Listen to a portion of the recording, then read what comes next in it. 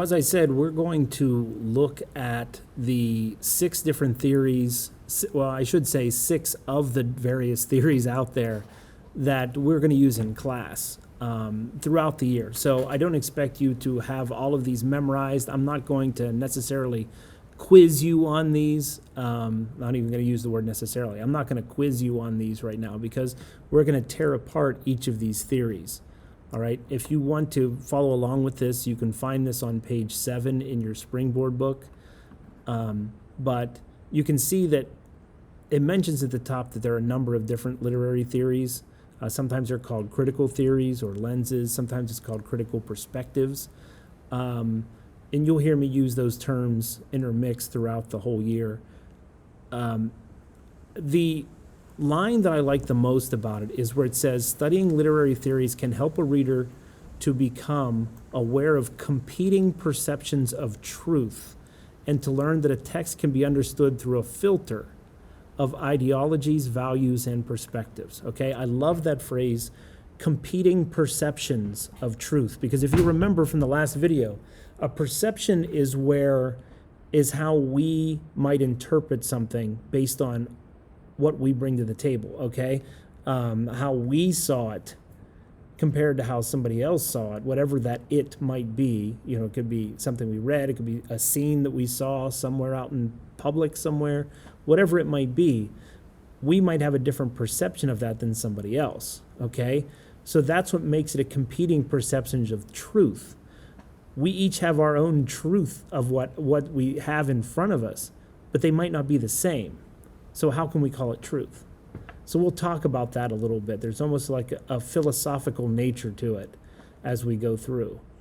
So a text can be understood through a filter of ideologies, values, and perspectives.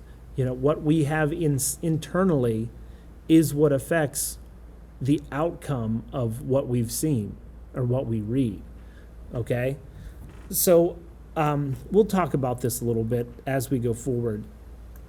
So if you look on the left-hand side, the literary theory column, this is the list of the 6 that we're going to go through today. It goes on to the next page that we're going to go through, I should say, this year. But looking at the overviews today, you can see it goes on to the next page. The first one is reader response criticism, then cultural criticism, then archetypal criticism, Marxist criticism, feminist criticism, and lastly, historical criticism. All right? To give just a little overview of each one of them, look at the first line in each one, okay? Reader response criticism focuses on a reader's active engagement with a text. So as you are reading something, your own thoughts, your own feelings, your opinions, everything tends to filter its way in.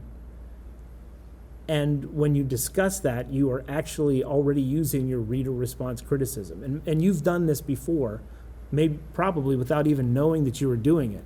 You read something and then you reacted to it based on who you are and what you believe or what you have led yourself to believe, okay? That's you having a personal interaction with a text, okay? And I'm gonna show you how each of these are gonna be done with an image at the end of this. But first of all, you know, you can see over on the key assumptions, this is what you would assume this criticism is all about. When encountering a text, the reader creates meaning from a personal interaction with the text, okay, just like we said. A discussion of a text should take into account the reader as well as the reading situation, and we're going to get to that as well. It's kind of a triangle relationship that's going on there. There's the text itself, but then there's the reader, but also the reading situation, the environment around the reader, okay, and you'll see that when we get to that. The next one, cultural criticism, on its surface, I think, you know, most of you could come up with a working definition of what that means. Ethnicity, religious beliefs, social class, other cultural features are, you know, as it says over here, they're crucial components in formulating plausible interpretations of a text. What that means is they affect how you read a text, okay? If you have a completely different cultural background than somebody else, then all of that is going to play into how you see something. Okay, and especially when you're interpreting something where emphasis is being put on culture. Okay, and you'll see what that is when we get to some of those stories. Archetypal is always one of my favorites, and I don't know why. I think it's just because I'm old. But archetypal means that, as it says here, they're universal symbols. Okay, but more importantly, we're talking about, character types or themes, different patterns that you can find throughout history of stories, okay? It doesn't matter what culture it came from. It doesn't matter what time period it came from. You're going to find these similar ideas all throughout them, okay? A hero character, a character that wins the day. You can probably think of a movie that just came out this past year, well, let's say 2 years ago. Within the last 2 years, you can find a hero character that came out from there, and then you can go back to stories from 4,000 years ago in ancient cultures, and you would find a similar hero. Okay, that makes that hero an archetype. And there are lots of different versions of this, and we'll talk about that as we go as well. The next one is Marxist. Okay, Marxist, what it puts forth is that all decisions, everything that happens because of economics and social class, okay? As it says right here, Marxist criticism asserts that economics provides the foundation for all social, political, and ideological reality. Okay, so you have to, if you're going to apply the Marxist critical perspective, you have to think, okay, how is money driving these characters? How is, the desire to be socially higher, okay, a higher class, or to avoid the lower class, whatever it might be. How does that play into their decision making? Okay, that's applying a Marxist perspective. Feminist criticism is as you would think, but a lot of people think that feminism means women. But really what it is, it's a relationship between genders, okay? You would sit there and think about, why are these characters making their decisions, or why was this person in this situation when it comes to the ideas of their gender, okay? We'll also talk about a traditional patriarchal society during that time, meaning that how, like, you had this pattern of men were in charge, they're the head of the household, women had a specific role and that was it, children had specific roles and that was it, based on the rules that were established by the male-dominated figure, okay?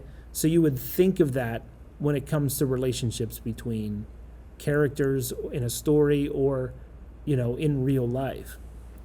And then lastly, historical criticism. This year is the first year that they've actually added this critical perspective to the Springboard book anyway. But you can see it says the historical approach recognizes the significance of historical information in interpreting literature. Okay, and when we get there, we'll give you more detail of what that means. But just, you have to think of the past to discuss the present.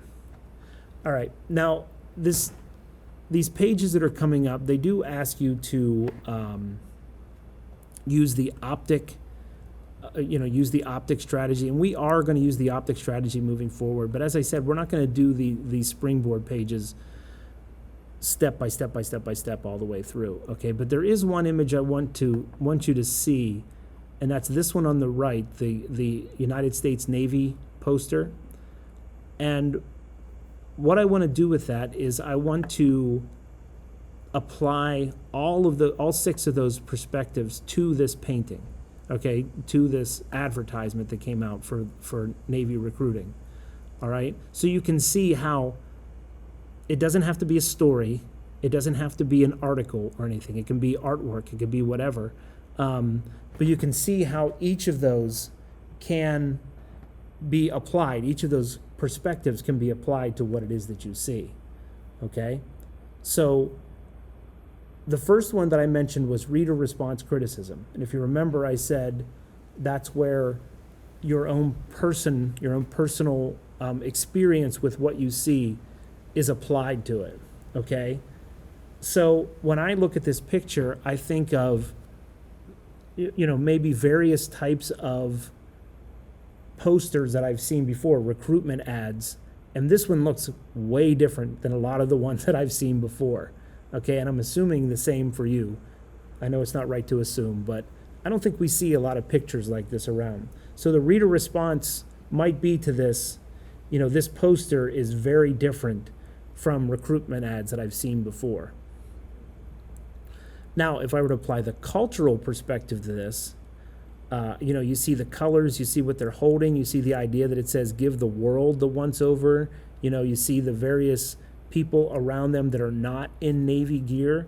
You see they're riding an elephant, a very colorful elephant, colorful patterns on the elephant. So, I might ask the question, are the representations of different cultures in this image accurate? Okay, is this an accurate interpretation of these various people around them while they're riding on this elephant? Okay, and I would tend to think no, but we can get to that later. Okay, archetypal, as you remember, I said that, this idea that there are patterns throughout history from various stories or whatever, and one type of character or one type of theme that appears in a stories for thousands of years and from all different types of cultures is this idea of the adventure, okay, or the adventurers, like, somebody on a quest or whatever, something like that. And so when I look at this, I think those sailors that are up on top of the elephant, they look like adventurers to me, and you can find those in stories, as I said, throughout time and cultures. The Marxist perspective, once again, this is where you start thinking of social class and, power and money and that type of thing. And so when I see the three men above everybody else, it makes me ask that question: what is the position of the men in this picture above everyone else say about class?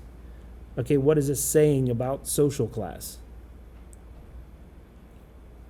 From a feminist perspective, I might look back at this and say, do women seem to be the target audience of this advertisement? Do you even see a woman in this picture? I don't know. Okay, I know some of the faces are a little blurry, but to me, I really don't see one. So they don't seem to be the target audience, particularly since it looks like people who can join the Navy would be the target audience, and it looks like all men to me in this picture that are in naval uniforms. And then lastly, historical. Okay, if I'm going to apply historical perspective, I'm going to look at this and I'm going to think, okay, this poster obviously came out at a certain time period. Well, what was happening in the United States at the time this ad was created?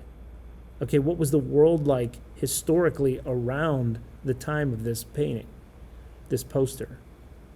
Okay? So it's still the same picture, but applying the different critical perspectives, we came up with 6 different ideas, 6 different concepts that can be discussed. Okay? That's how you apply lenses to things that you see or hear.